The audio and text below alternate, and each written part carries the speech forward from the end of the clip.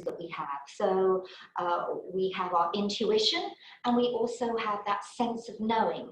And it's the intuition and knowing that I feel right now are so important when there's such a lot of information and misinformation out there, to tap into your own sense of knowing and your own intuition. Then, of course, in terms of intelligence, we have the brain in our head, and you also have a brain inside your heart.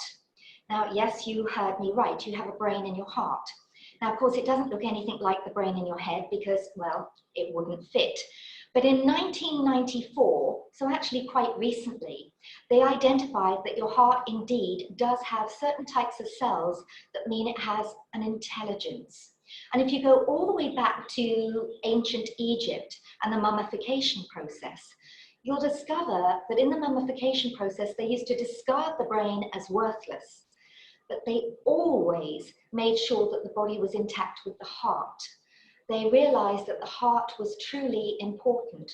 And actually, the heart has a huge electromagnetic field that's much larger than the electromagnetic field that emits from your brain. And I'll talk a little bit more about that electromagnetic field a little bit later in this webinar. So you've got the brain in your head, you've got your 7 senses, you've got the brain in the heart, you've also got gut intelligence. So even your gut, you know, it'll grumble and growl, or some people say they have a gut feel, but when it grumbles and growls, it could be telling you that maybe you've eaten something that's a little bit off or a little bit dodgy. And finally, you've got cells. You're made up of billions and billions of different cells.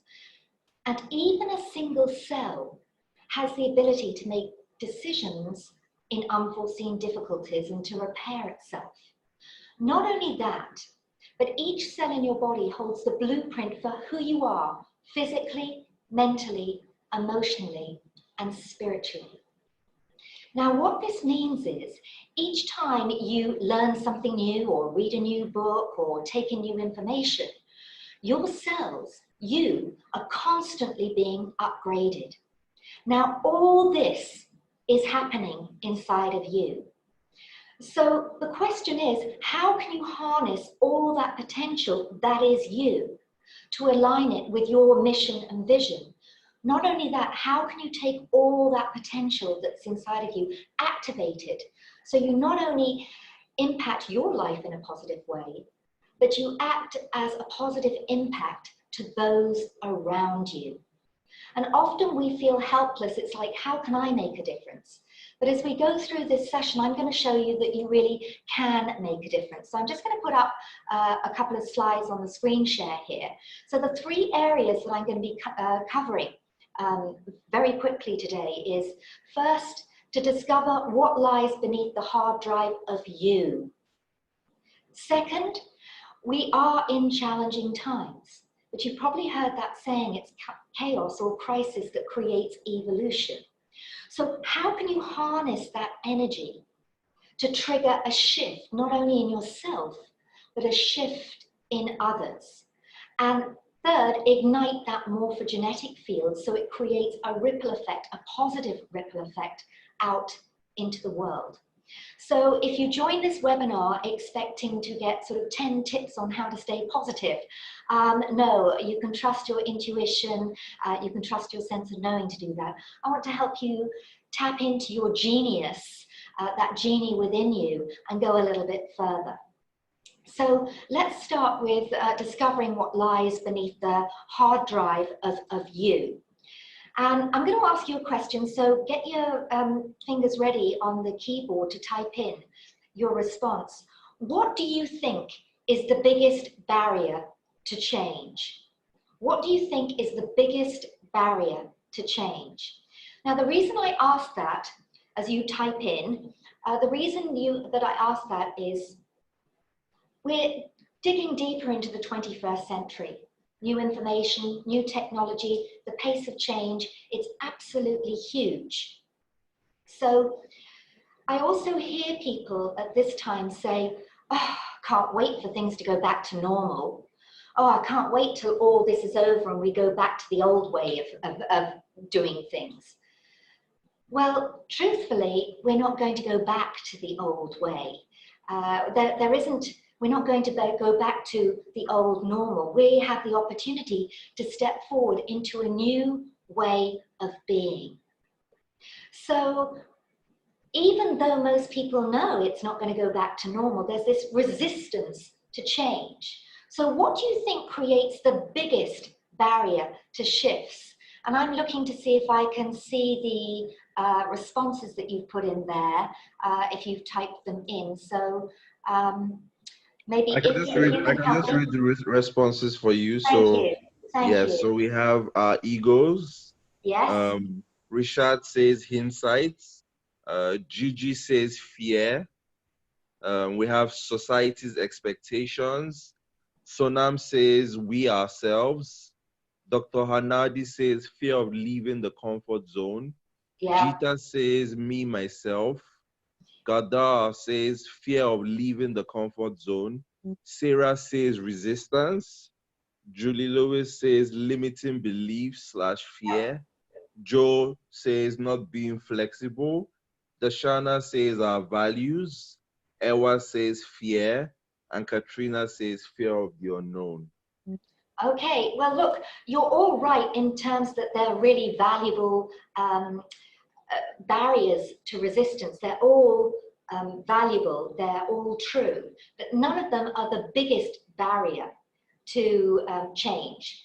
So let me just share what that biggest barrier is, and you might be surprised. I mean, some of you are on the right track, but the biggest barrier to change is actually your very own conscious mind. And the reason I say that is because the conscious mind is constantly analyzing, criticizing, and judging everything that's going on, whether you know it or not. It's reactive, it's judgmental. So what you read in the news, what you see on social media, it can impact you. But the conscious mind is hardwired to criticize, analyze, and judge, whether it's what I'm wearing, what I'm saying, what other people are saying and doing. It's judgmental. So think of it for a moment like a computer screen and a keyboard. You can type information in and it appears on the screen and you respond and react to it. Or information just appears on the screen and you respond and react to it as you do, say, a newspaper article or the media. So the fact is, nothing appears on the screen. You can't type anything in unless that screen, unless that keyboard is connected to a hard drive.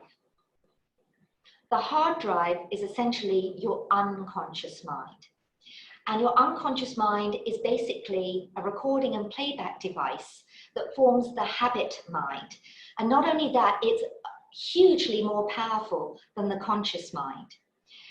They estimate that 95% of the time you're operating from programs and patterns stored at the unconscious level on your hard drive, 95% of the time.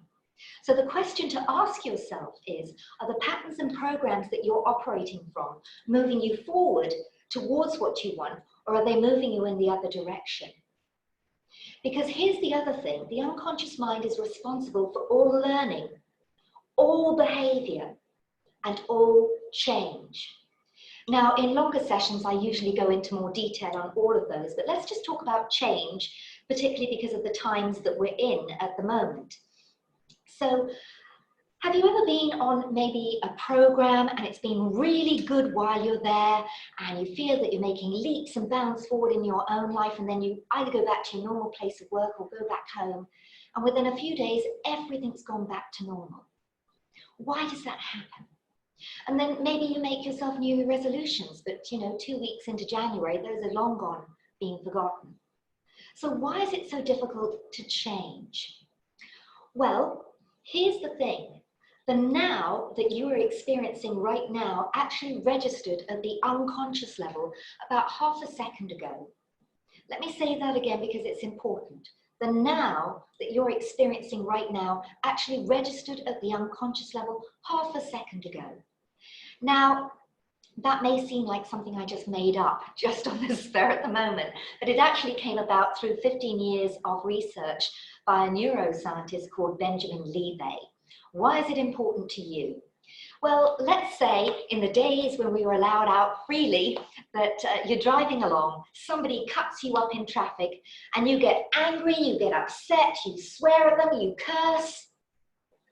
And after you've calmed down, you say to yourself, do you know, the next time that happens, I'm not going to get upset. I'm going to remain neutral. I'm going to remain calm. That's what you tell yourself. 15 minutes later, guess what? You get cut up in traffic and you get angry, you get upset, you curse, you get stressed. How come when you told yourself you were going to remain calm, cool, and in control? What's going on there? Well, the challenge is the information being cut up in traffic hits the unconscious level first. So you respond and react based on the programs and patterns that you've got stored there, programs and patterns that may have been installed when you were a child from your ancestral line, from your culture, your religion, what was going on in the world when you were growing up. So again, are your programs and patterns current? Are they up to date?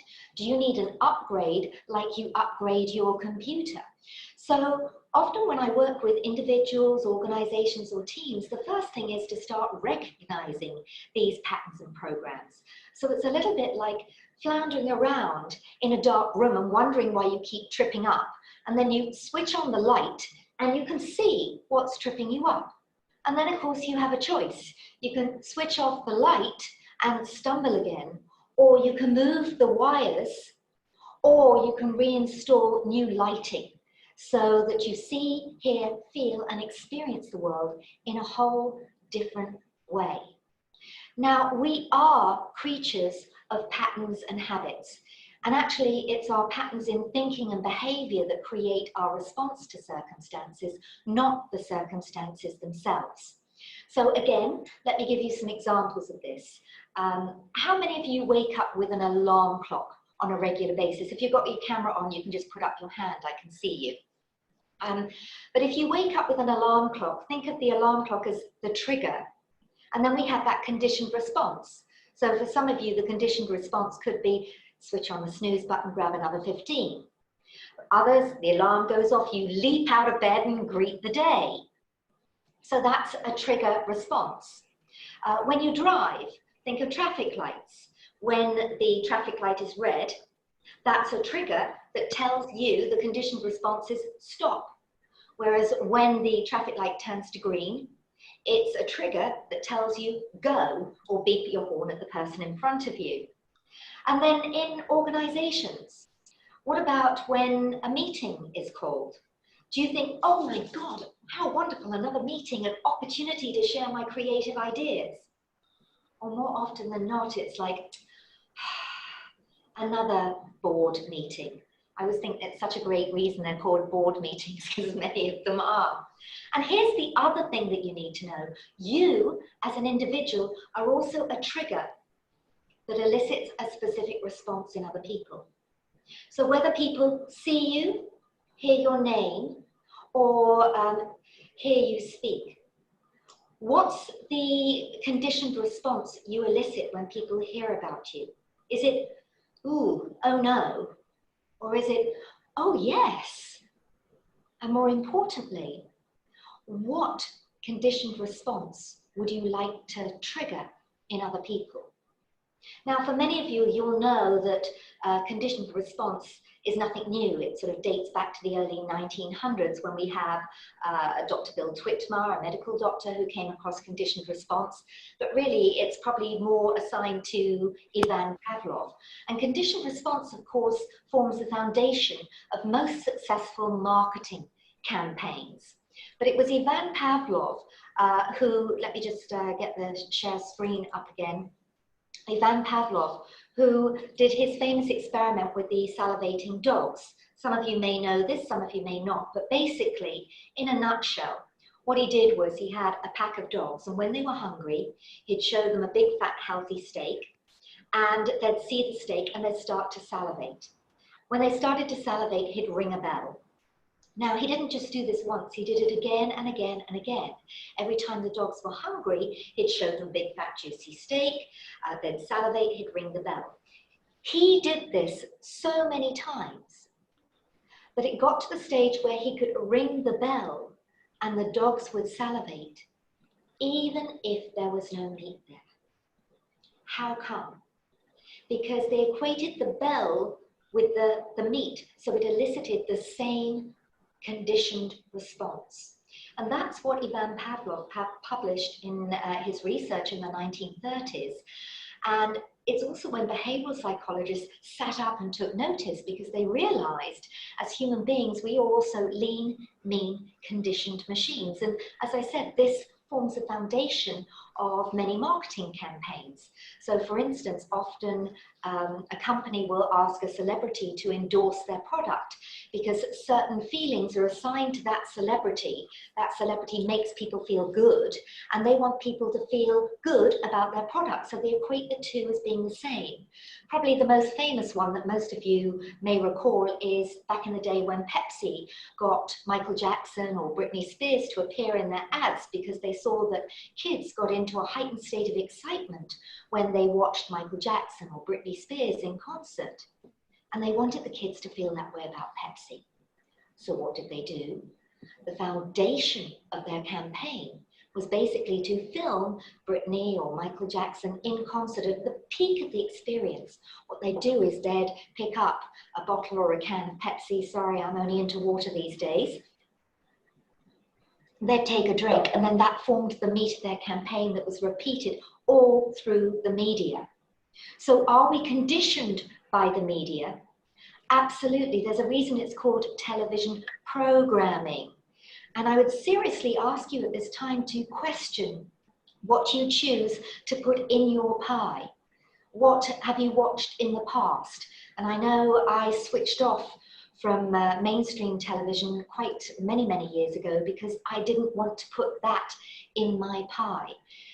So what are you choosing to watch? What are you being programmed with continually? And particularly at the moment when we see the same stories repeated in every single media channel.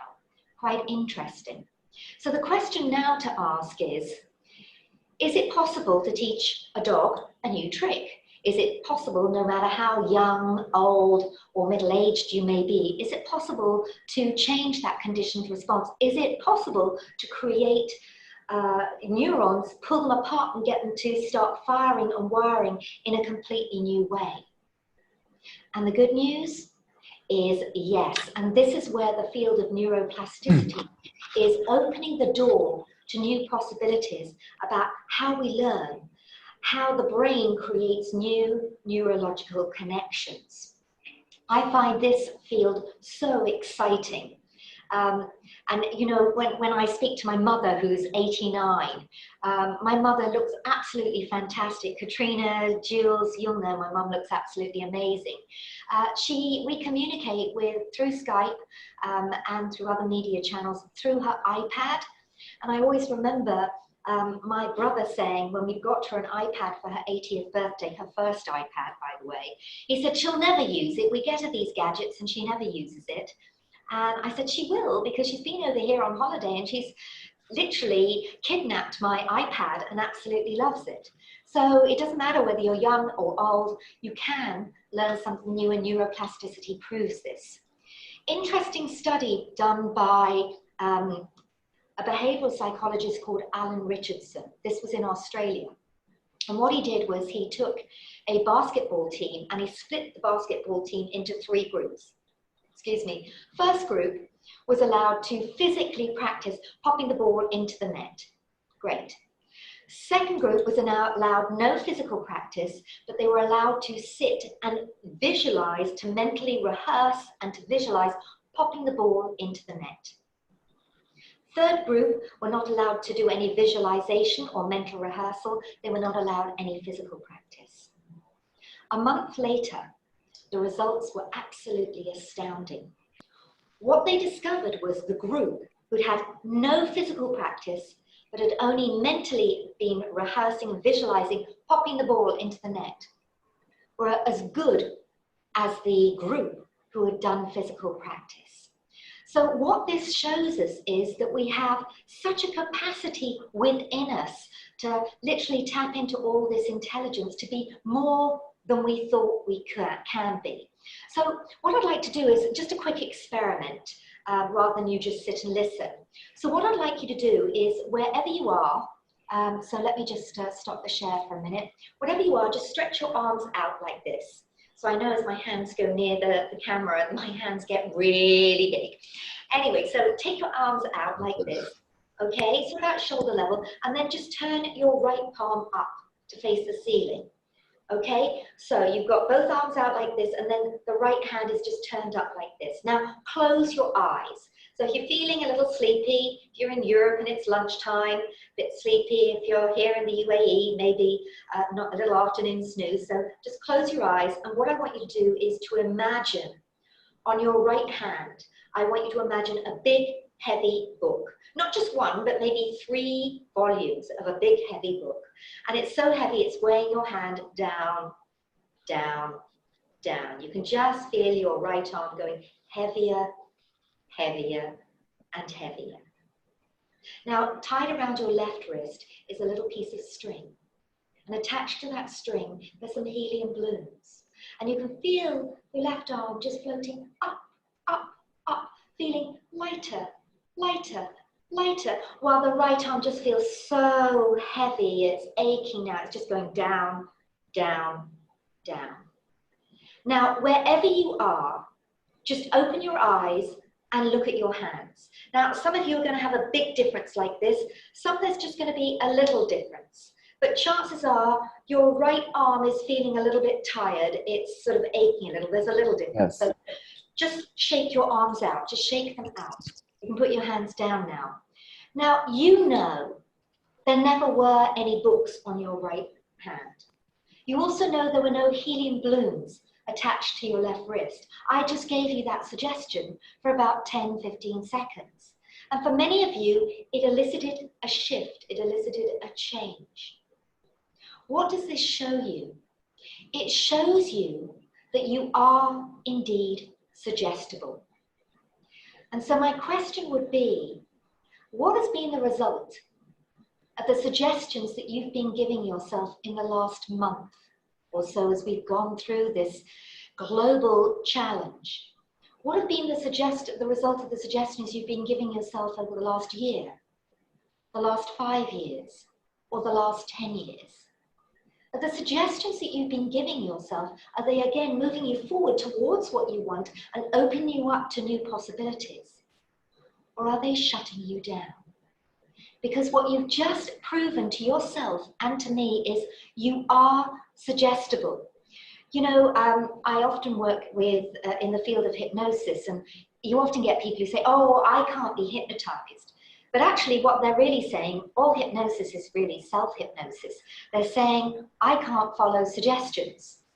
So, you know, if I ask you to close your eyes, you can choose to accept that suggestion and close your eyes, but I can't reach through the screen and go, and close all your eyes. You have to choose to accept the suggestions. So when it comes to what you're watching, what you're hearing, what are you choosing to accept, which then ultimately creates your model of the world, your reality?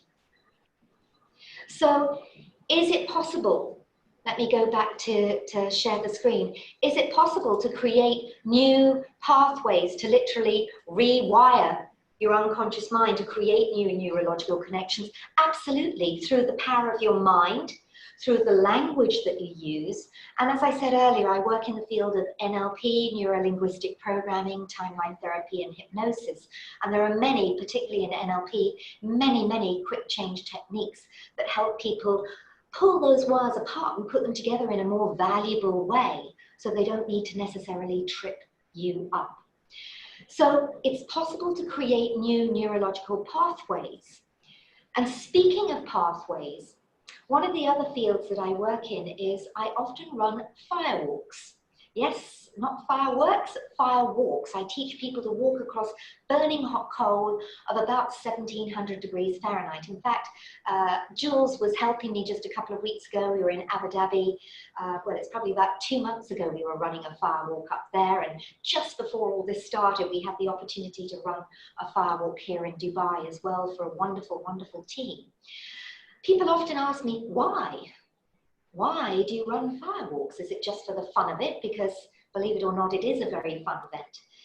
But there's actually a deeper level meaning that resonates with me and the purpose that I choose to run these breakthrough experiences. Research shows that by the age of 35, most people are already set in terms of how they respond, react, and emote in any situation. It's as if we've got a kind of menu of these behaviors, these emotions, this is the language that I use on a regular basis.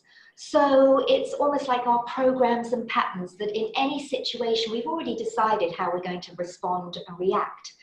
You know, it's how we're programmed, what's stored at that unconscious level.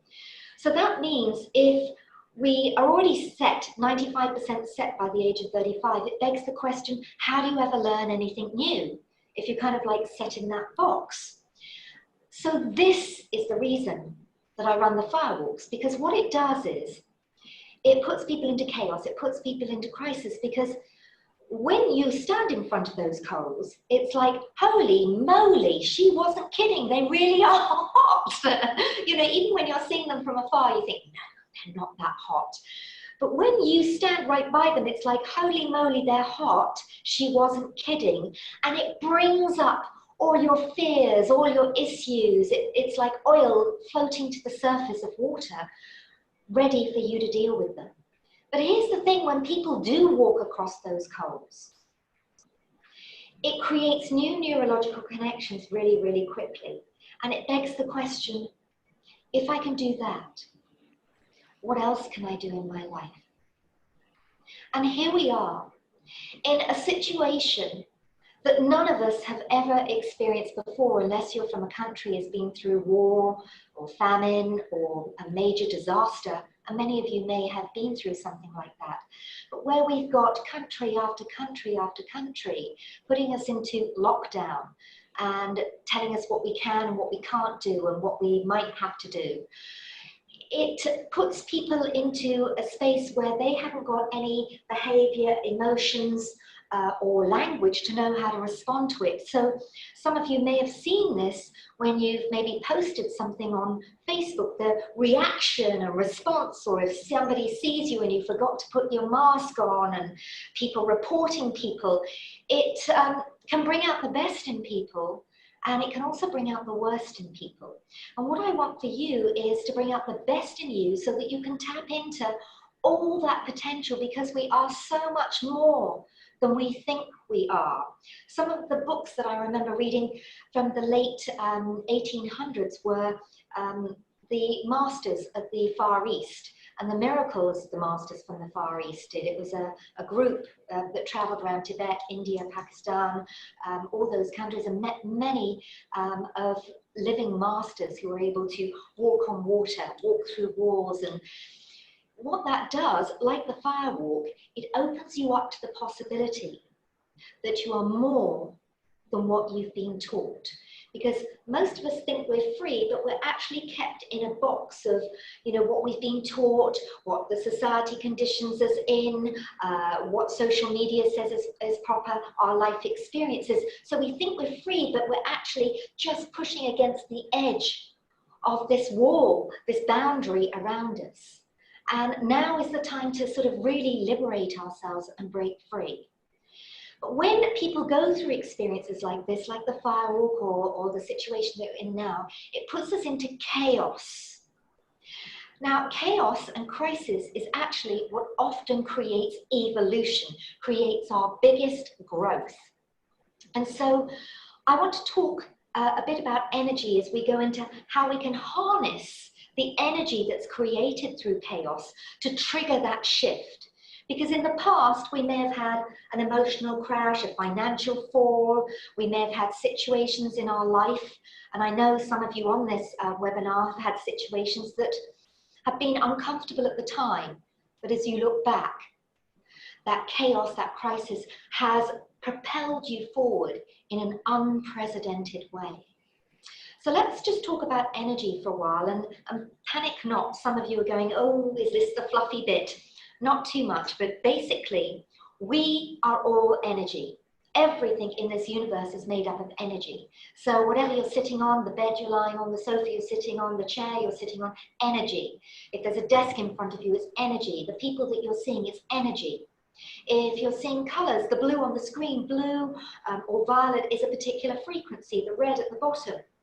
Red is a particular frequency, so it's energy vibrating at a specific frequency, as are we. So we see energy in what you're seeing around you, that's all energy. We hear energy, music, sound, it's energy, my voice, energy. We can feel energy as well, but again, these are the senses that most people have begun to ignore. So let me give you a quick experience of this. So what I want you to do is just to rub your hands really vigorously together, really vigorously like this. Hard as you can, as quick as you can. Really vigorously, vigorously, vigorously. Good, and then stop and hold them apart. And what you'll feel is it's a little bit like a magnet. That's energy. That gives you a visceral experience of energy. Now that's between your hands. But our whole body is energy as well, vibrating at a specific frequency. So let me give you another experience. And for this, wherever you are, I'd like you to stand up. I can see some of you lazing back on beds and sofas. Time to stand up. So I'm going to go off to the side so you don't just sort of get a bird's eye view of my tummy, but I am dressed. So if you can all stand up wherever you are, and what I want you to do is I want you to shake. I want you to shake your hands like this vigorously. I want you to shake your shoulders up and down. I want you to shake your head and then bounce up and down on your heels, on your knees. That's right. Come on, Sonam. I can see you sitting down. Come on. Everybody get up, move around. Yeah, we get very complacent at sitting down. So just shake, shake, shake, shake, shake. So I call this the bounce and shake, but actually, keep going, keep going. It's exercise from Qigong, great to do first thing in the morning, shake out all the sort of knots from the night's sleep. Okay, now just stop. Wherever you are, just stop and stay perfectly still.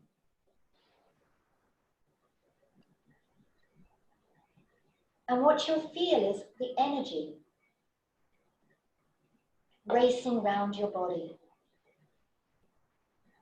So you can take a seat, and I hope that gives you an experience, a visceral experience, that you are indeed energy. Here's the other thing about energy. Your thoughts are energy. Your emotions are energy. Your words are energy. All vibrating at a specific frequency. I was listening to Dr. Bruce Lipton on a YouTube video recently.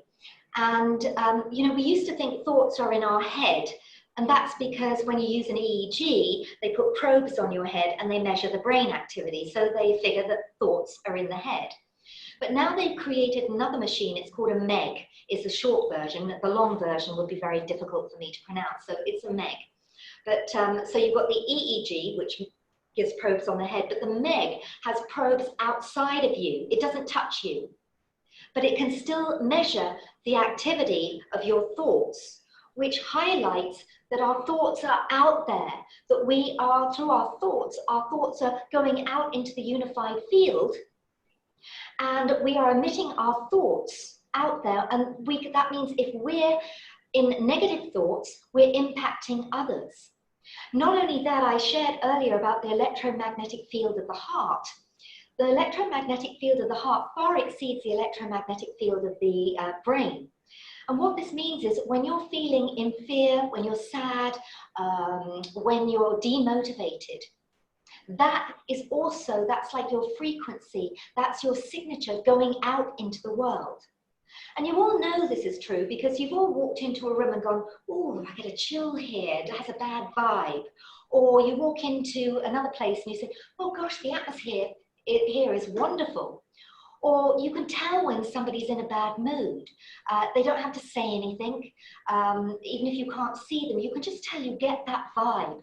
So we all organisms read vibration. It's just that human beings, we've got a little bit lazy at reading vibration. Now here's the thing, whatever you're emitting into the outside world is what you're creating. So the question is, what are you creating in your outer world? Are you creating harmony, or are you creating dissonance by the frequency that you're emitting?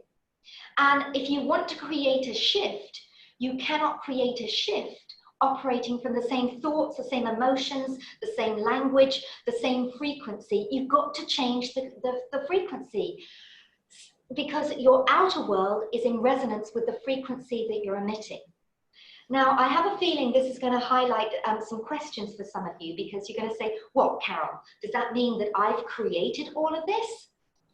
Well, you look at the collective consciousness that we are all tapped into.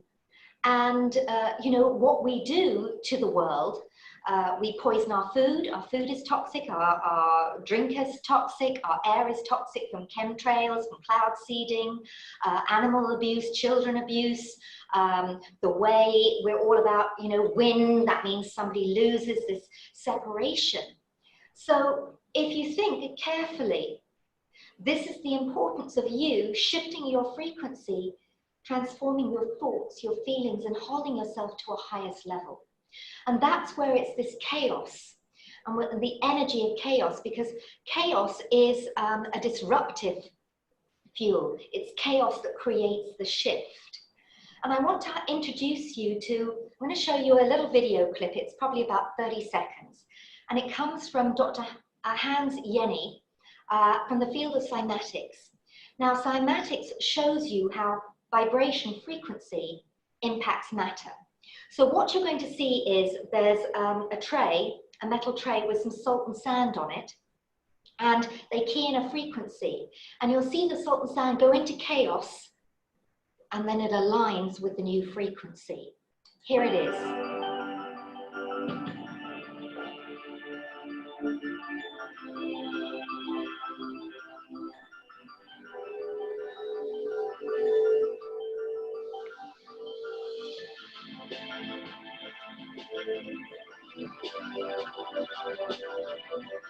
So upping the frequency, look at the chaos, and then it aligns.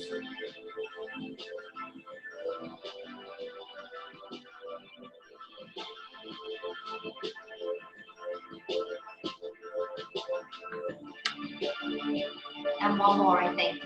Increasing the frequency of the chaos, and then it aligns.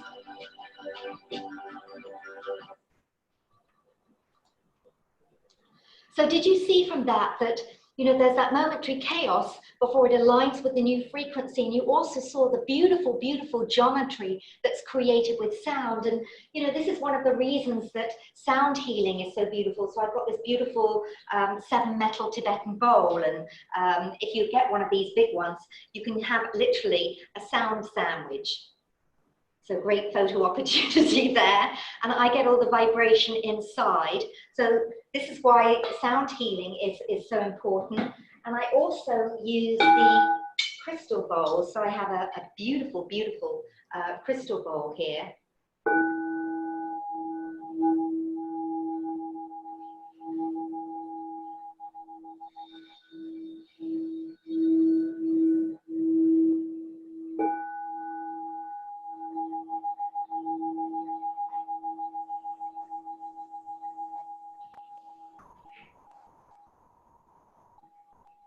Isn't it beautiful? And so you see, everything is energy, everything is frequency. And, you know, sometimes, you know, I'm speaking to groups and encouraging them to sort of stir the pot and create chaos. We don't have to do that. We're already in crisis. We're already in chaos. So we know that it's creating a shift. Except you have the opportunity to tap into your potential and create a positive and powerful shift. This is the reason that there's so many huge group meditations going on, because that's putting those thoughts, that emotion, that peace out into the unified field. Now, here's what happens when you create that shift. I think it was Kennedy back in the day who said it's a rising tide that lifts all the ships. But you go into the third phase, which is igniting the morphogenetic field. What do I mean by this? Well, let me just take a few minutes to talk about monkeys. I'm going to open up for questions in just a few minutes. So some of you may be thinking, monkeys, bit of monkey business. Well, back in the 1950s, there was an island off Japan called Koshima, and some of you may have heard of this. Now, I'm not sure how true this story is. It's often told, and whether it's true or not doesn't really matter because it really highlights the point. But these scientists were studying the behavior of these monkeys, and every day when they went to the island, they used to take a big truckload of sweet potatoes and empty them on the beach. And the monkeys loved the sweet potatoes. What they didn't like was the sand and grit that got on the sweet potatoes. That was until one monkey, a very young monkey, and ladies, apparently a female, who knows, but she took the sweet potato, popped it in the sea, washed it from the sand and grit, and ate it. And she taught that technique to other monkeys in her family, who taught it to other monkeys, who taught it to other monkeys, who taught it to other monkeys, until one day, the scientists arrived and every single monkey on that island was taking a sweet potato and washing it first in the sea. Not only that, but monkeys on a neighboring island where no monkeys from Fukushima could have got across or swum or anyway got there were doing exactly the same thing. What is this? This is the morphogenetic field that Rupert Sheldrake talks about. He's a biologist and an author. Rupert Sheldrake says that when individuals of a species come together, it creates a group mind. And we see examples of this all the time in nature. So for those of you in the days when we were allowed to go to the beach, when you used to go scuba diving, you'd see a school of fish, and when one moves, they all move. Or you go outside and you look at a flock of birds, when one changes direction, they all change direction. So really the morphogenetic field is the manifestation of genius. And it starts with you tapping into your genius, being the upside of the downside, because you do have the power to create that shift. How? Well, even a single spark can create the greatest of bonfires. But right at the beginning, I asked you to smile. What happens when you smile? Other people smile back, right? So it starts with you, and it could be as simple as a smile. So as I said, this, to me, the morphogenetic field and creating that ripple effect where we can impact others in a positive way is so powerful when you often feel alone and think, how do I make a difference? But here's another scenario. Let's say you set yourself a goal. Maybe you want a new job. But here's the deal. If you get a new job, it means somebody else got promoted, left, or set up their own business. Which means if somebody left and got a new job, it means somebody else got a new job, left, or set up a business. If somebody set up a business, it means they employed some other people and created new opportunities who then got promoted. If you follow the line, just you achieving your one goal impacts thousands and thousands of people. So it goes back to the old metaphors. When a butterfly flaps its wings on one side of the world, a butterfly flaps its wings on the other side of the world. That's probably more profound than we originally thought. So I'm going to leave you an opportunity right now to type in your questions, and I'll look at them, and so will Iffy. So I've probably got about 7 minutes for questions, maybe 5 minutes to take some questions. So as you start typing in those questions, I'm going to just do a quick review of what we've covered. So first of all, I talked about you are so intelligent, from the brain in your head, the brain in your heart, gut intelligence, right down to single cell intelligence. Not just 5 senses, you have 7 senses, and this is the opportunity to start tapping into that sense of intuition, that sense of knowing, seeing what sits well with you, and discovering and noticing those patterns. How you're running on your hard drive, are the programs and patterns that you're operating your hard drive from, are they helping you or hindering you? Do you need to switch on the light and see what's tripping you up? Because we are creatures of patterns and habits. We're subject to conditioned response. And even you are a response for somebody else, a conditioned response. When they see you, when they hear your name, when they hear you speak, do you elicit, oh no, or oh yes? So here we are in challenging times.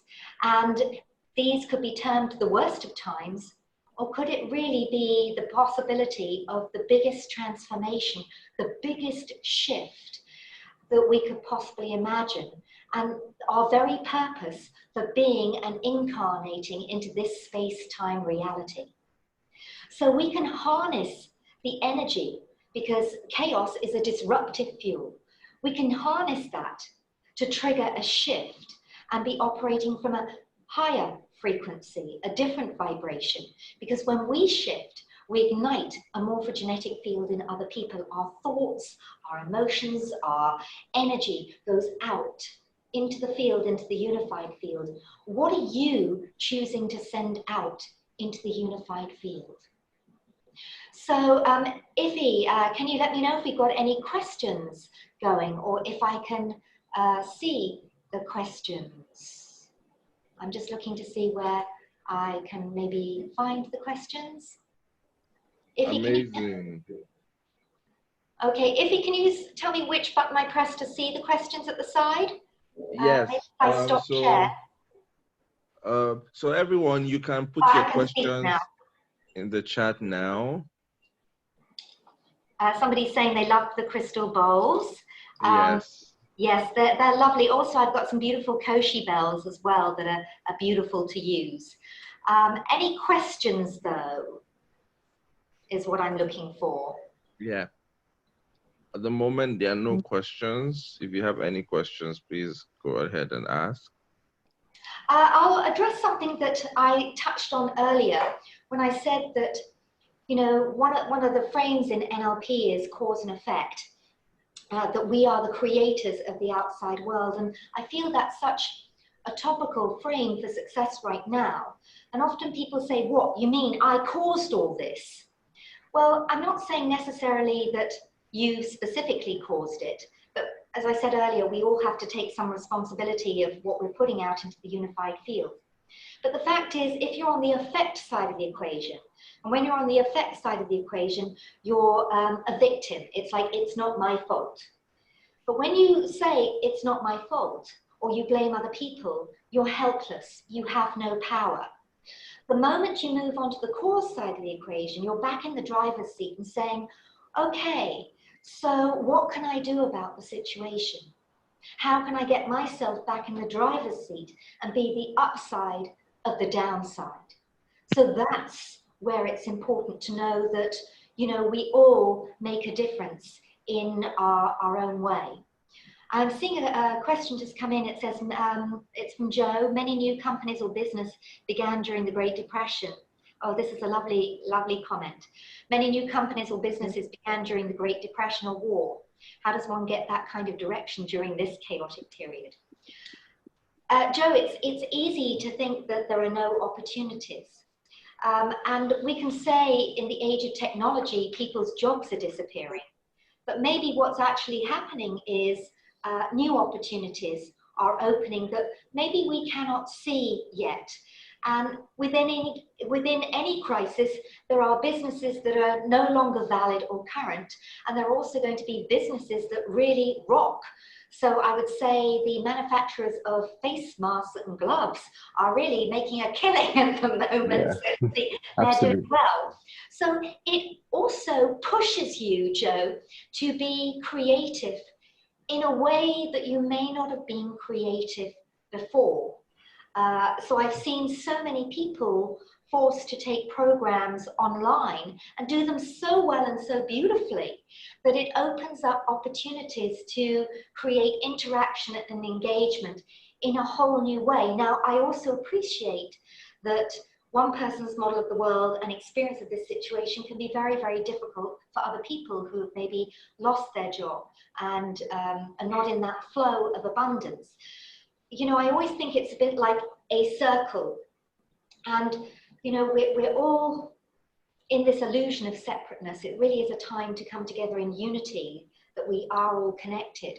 But if you have a circle, one person's this end of the circle, and that's their perspective and model of the world. Another person is right the other side of that circle and sees the world in a completely different way. And so experiences like this with chaos force you to shift and change. And here's the other thing I would say. Even if you look back in the past and you speak to some of the most successful entrepreneurs, they'll tell you the reason they set up their business was because they were fired. Mm. And it forced them to do something that maybe they'd been thinking about. So this is the perfect opportunity to be involved in mastermind groups with mentoring to tickle that potential in you and open the door to discover gifts and talents that you may have kept hidden for a long, long time. And this is the power of working with, I know on the call earlier I saw we had Trisha Evans, who's just the most amazing coach. She does incredible flip charts. She really is the flip chart queen. Yes, I can see she's still online, but you know, this is exactly what she does to help people open the door to new possibilities in times like this, where you may have the opportunity to unleash other facets of yourself that you never knew were there. You discover new strengths. And I'm just looking to see for other questions. Sarah, yeah, created yet another business plan during this time. Somebody else doing the affirming and visualization exercises. I've got some visualization and meditations on one of my websites, the nlpmatrix.me. Also, my YouTube channel, I have some free video programs. There's the 12 key patterns. There's letting go, a very good one to see. They're all free. I decided at this time just to put everything up on my YouTube channel, Carol Talbot, for free. So if you go in the playlist, there's about 3 10-part programs there. So Iffy, I'm going to pass back to you in just a moment. So I'm just going to close. I'm just going to close here. And remind you of the power and potential that you all have within you to see the upside of the downside. And I always remember when I was at school, there was said to be a magic formula. It's called alchemy. I don't know whether any of you have heard of alchemy, and I know I enrolled in an alchemy program because it dates back, you know, thousands and thousands of years, and some of the most famous people in history were alchemists like Einstein, Newton. But I always remember the alchemy was really about turning lead, like a low or base metal, into something more powerful like gold. And I remember at school, my science and maths teacher said, "Load of rubbish, Carol, there's no such magic formula that's going to turn lead into gold." But what I've discovered is that it may not be a literal transformation. It's about making transformations inside ourselves. These are the transformations that count, particularly at this time. And I always say our presence, whether at this time it be online or in person or over the phone. Our presence should be a present, a gift to others. So tap into that potential that you have so that you emulate being the upside of the downside, because you have all that potential inside of you just waiting to be unleashed. Thank you so much for joining me. Thank you so much. And my thanks to MENA Speakers, my thanks to Sana. Thank you so much for hosting this. Thank you so much, Carol. That was such an amazing session. Personally, I learned so much, and I really hope applying the tips for a lot of us would lead to better lives, even as we go through these extraordinary times. So if you want to book Carol for a session, for speaking, you can just simply send us a message, info@MENA-speakers.com, or just visit our website, MENA-speakers.com, or any of our social pages, and we'll be happy to connect you with Carol. We have 3 webinars coming up. The next webinar is with Julie Lewis, who joined us. It's an exciting webinar called The Resilience Advantage. It's on the 2nd of May. We're really excited about that upcoming webinar. We also have another webinar with Nada Sabri. That webinar is Coronavirus is Not the End of the World. He delves a bit into what you can do for your life, for your business, that would set you apart even during this period. And then we have leadership in the time of disruption and crisis.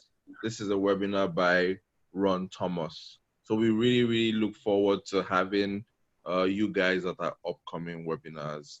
Thank you very much, everyone, and thank you, Carol. Thank you so much, everyone. Thank you. Yeah. Enjoy the rest of your day. Thank you. You too. Bye. Thank you. Thank you. Thank you. Bye.